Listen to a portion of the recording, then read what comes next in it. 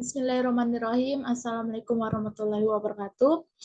Selamat datang di channel saya, Siti Nuraziza. Di sini saya akan menjelaskan mengenai materi akuntansi keperilakuan. Sebelumnya saya ingin memperkenalkan diri dulu. Perkenalkan, nama saya Siti Nuraziza Aulia Alimuddin. Saya dari Prodi Akuntansi, di mana saya berasal dari kelas AK 19D dengan nomor induk mahasiswa 105731112119 di 2119, di mana ini adalah tugas penunjang akhir dari semester 6 ini. Untuk itu, daripada membuang waktu, saya akan menjelaskan mengenai 3 materi ini.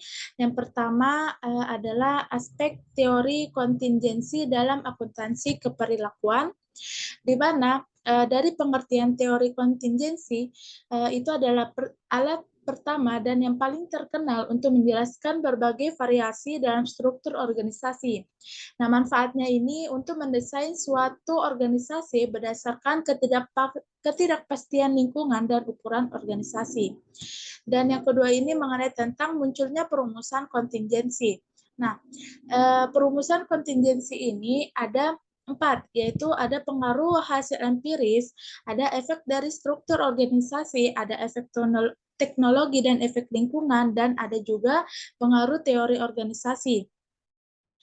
Yang ketiga mengenai tentang variabel dasar kontingensi dan hubungannya. Nah, dari variabel dasar kontingensi dan hubungannya ini ada 4 juga. Yang pertama ada variabel sosial, yang dimana variabel sosial ini adalah teori dalam praktik pelaporan di setiap negara dipengaruhi oleh variabel sosial tertentu. Nah, ada lingkungan. Lingkungan ini merupakan konsep dalam hubungannya dengan ketidakpastian. Hal-hal dalam riset adalah pertimbangan yang menyatakan bahwa ketidakpastian lingkungan tertentu mempengaruhi struktur organisasi dan desain sistem akuntansi manajemen. Yang ketiga ini adalah atribut organisasi.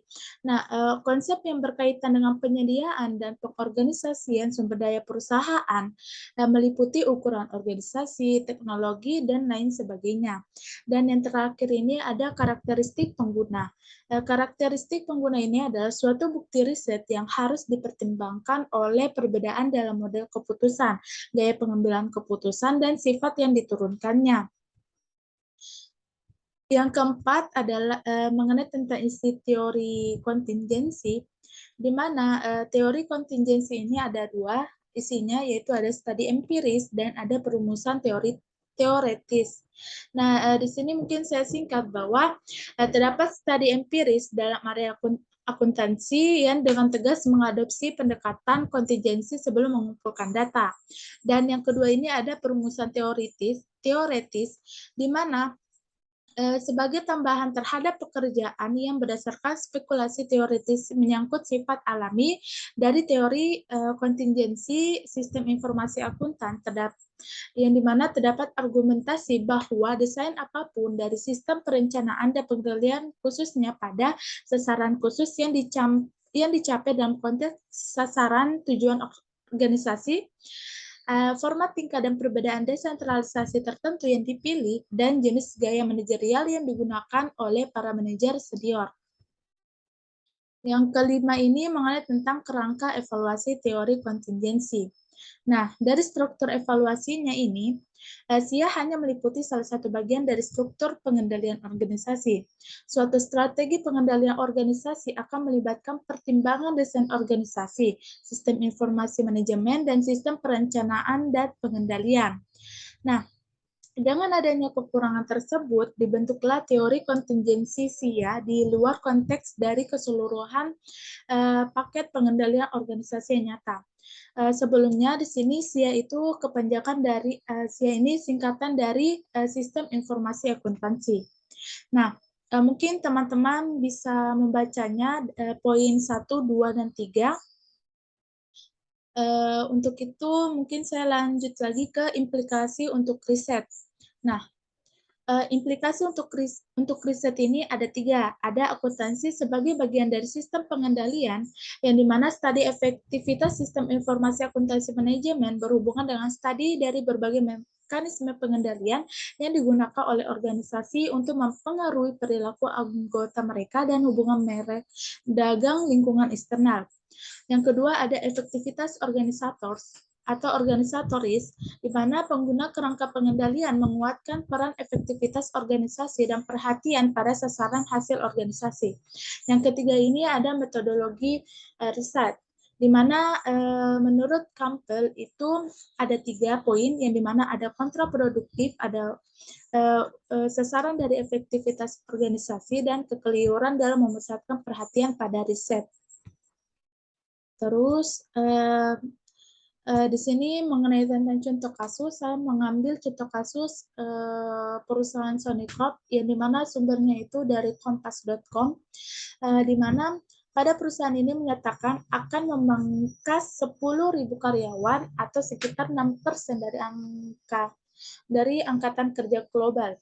Nah, PHK ini merupakan imbas dari kerugian besar yang dialami oleh perusahaan Sony ini dari bisnis televisinya. Nah, Sony yang menjalankan bisnis kamera digital dan komputer pribadi serta konsol game PlayStation telah terpukul dari komputer sekelas Apple dan Samsung Electronics.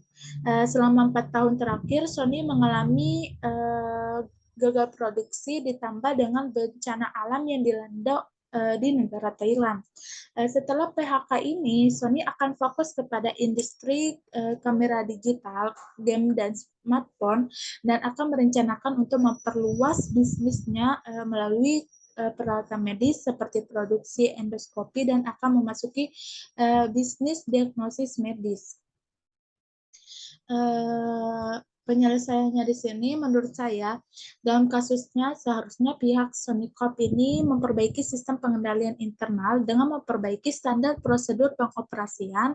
Ketergantungan pada pengukuran kinerja akuntansi ini perlu digeneralisasi dengan mempertimbangkan faktor organisasionis dan situasional seperti perilaku manajer dalam melaksanakan aktivitas, apakah melakukan perilaku yang menyimpang dan dipengaruhi oleh budaya, karena budaya juga sangat berperan penting. Nah, selain itu juga Sony Corp dapat mengikuti teknologi yang berkembang dan menganalisis dalam persaingan. Nah, kita masuk ke materi kedua ini mengenai tentang aspek keperlakuan pada desentralisasi. Di sini tentang kondisi nyata entitas bisnis, di mana pada tahun 1978, grup XYZ ini telah melakukan ekspansi ke area yang berbeda. Grup tersebut mendirikan pabrik untuk menghasilkan kemasan yang akan digunakan untuk es krim, sereal, rokok, dan produksi lainnya. Hanya sebagian kecil dari kapasitas penghasil bahan kemasan yang diperlukan untuk es krim, dan sisanya direncanakan untuk dijual keluar. Grup tersebut mendirikan pabrik es krim lagi di Jawa Timur. Nah, sekitar 1980-an, baik pabrik bahan kemasan maupun pabrik es krim ini dijadwalkan untuk berproduksi. Tuan Z, ini inisial Tuan Z bertanggung jawab atas operasi di Jawa Timur dan bereaksi sementara. Dan sedangkan tuannya ini pindah ke Medan untuk menguasai dan menjalankan usahanya. Percakapan digambarkan di atas terjadi pada tahun 1980-an antara Tuan A dan Tuan K, di mana Tuan K ini adalah seorang insinyur produk susu yang memperoleh keahliannya melalui pelatihan yang telah dipindahkan tugas dari Semarang. Nah, yang kedua ini mengenai tentang melakukan desentralisasi atau tidak. Nah, di sini sudah dilihat bahwa alasan perusahaan melakukan desentralisasi itu yang pertama untuk mengumpulkan dan menggunakan informasi lokal, yang kedua memfokuskan manajemen pusat, yang ketiga melatih dan memotivasi para manajer, dan yang terakhir ini untuk meningkatkan daya saing. Dan terus sebelum itu kita harus tahu apa itu desentralisasi. Nah, desentralisasi menurut dari H. Asimon, di mana suatu organisasi administratif adalah tersentralisasi sejauh keputusan dibuat pada tingkatan yang relatif tinggi dalam organisasi tersebut.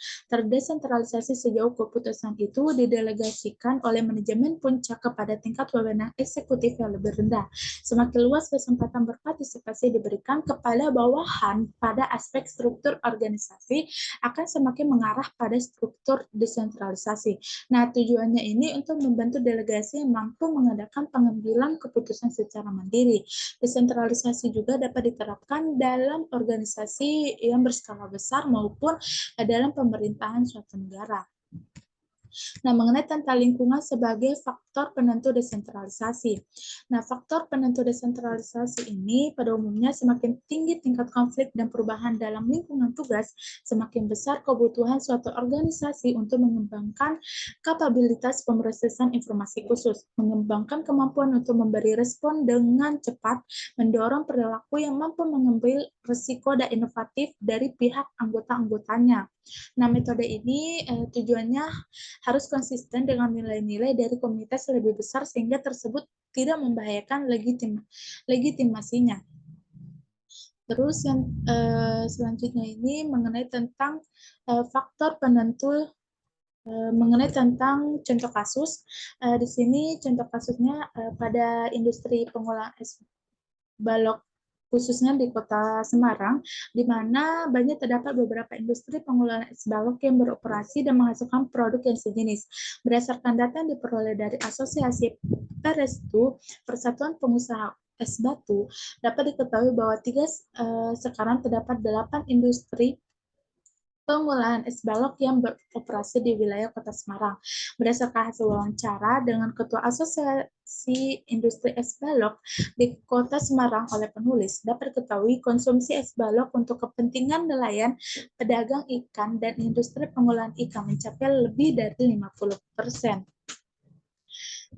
Melihat adanya pasar yang sangat potensial tersebut tentunya mendorong minat industri-industri es balok untuk menarik perhatian dan saling berlomba-lomba untuk dapat unggul dalam persaingan yang sangat ketat. Mungkin selanjutnya teman-teman bisa membacanya. Untuk mempersingkat durasi, saya langsung ke penyelesaiannya bahwa menurut saya perusahaan itu untuk benar-benar melaksanakan desentralisasi khususnya dalam hal pengambilan kebijakan operasional, hal ini akan semakin mendorong manajer dan timnya untuk lebih kreatif, menentukan gagasan-gagasan baru untuk mendukung tercapainya tujuan organisasi dan terciptanya kinerja manajerial yang lebih tinggi. Kepercayaan yang diberikan kepada manajer divisi justru sangat memungkinkan untuk memperoleh informasi akuntansi manajemen yang lebih akurat, terintegrasi, karena mereka ini yang paling mengerti solusi atas persoalan-persoalan yang harus dipecahkan dalam bidangnya masing-masing. Adanya hubungan interaksi antar variabel akan membantu para manajer supervisor untuk mengidentifikasi interaksi yang mungkin dapat menjadi suatu sinergi terhadap keberhasilan tercapainya tujuan organisasi. Oke, materi selanjutnya, materi yang terakhir ini mengenai tentang aspek keperilakuan dari prinsip akuntansi yang berterima umum. Nah, sepertinya kita harus tahu apa itu prinsip akuntansi berterima umum. Nah, prinsip-prinsip yang diterima umum dapat menjadi syarat sebagai keputusan manajer serta juga sebagai ukuran kinerjanya. Tabu mencakup pernyataan dari Badan Penetapan Standar, yaitu pernyataan standar akuntansi keuangan dari FASB dan interpretasinya, opini APB dan buletin riset akuntansi dari AISPA. Sumber lain Pabu, poin-poinnya mungkin teman-teman juga bisa membacanya, bisa melihatnya. Terus saya mungkin lanjut ke kebijakan dan perubahan. Ke prinsip akuntansi berterima umum kecil versi umum besar, di mana padu kecil atau prinsip akuntansi berterima umum kecil ini untuk usaha kecil atau tertutup dan padu besar untuk perusahaan besar. Nah, terdapat perbedaan yang nyata antara kebutuhan pengguna informasi dari usaha besar dan kecil. Terus mengenai tentang kebijakan dan perubahan metode akuntansi, kebijakan akuntansi dari pelaporan suatu entitas adalah prinsip akuntansi spesifik dan metode penerapan prinsip tersebut oleh manajemen dari entitas yang bersangkutan dipandang paling tepat untuk menyajikan posisi keuangan, perubahan dalam posisi keuangan, dan hasil operasi dengan sewajarnya sesuai prinsip akuntansi yang diterima secara umum dan oleh karenanya diadopsi untuk penyusunan laporan keuangan. Sedangkan Perubahan-perubahan ini, perusahaan juga membuat perubahan-perubahan metode akuntansi sebagai bagian kebijakan akuntansinya, yaitu bahwa perusahaan melakukan perubahan metode akuntansi guna meningkatkan masalah kinerjanya. Perubahan-perubahan dalam prinsip dan estimasi akuntansi pada manajemen adalah untuk mencapai tujuan tertentu, seperti perataan laba atau pengurangan biaya kegiatan berkaitan dengan pelanggan perjanjian akuntan. Nah, mengenai tentang kebutuhan untuk mempertimbangkan implikasi keperilakuan, itu terbagi dari beberapa, dan di sini saya menyingkatnya, yaitu ada efek samping, ada profesi kuat dan anak perusahaan tidak dikonsolidasi, ada analogi kontrol manajemen dan kemajuan terbaru, dan saham biasa ekuivalen dan pengumpulan retroaktif. Nah, mengenai tentang area yang menjadi perhatian sekarang, itu areanya itu terbagi 4 juga, ada menyatukan kepentingan, ada pendanaan di luar neraca, ada kredit pajak, investasi, dan perlindungan melalui pengungkapan. Mengenai tentang contoh kasus dari materi ini, saya tidak mendapatkannya, jadi mohon maaf sebelumnya. Untuk itu, sekian dari saya Siti Nuraziza. Terima kasih yang sudah menontonnya, dan wassalamualaikum warahmatullahi wabarakatuh.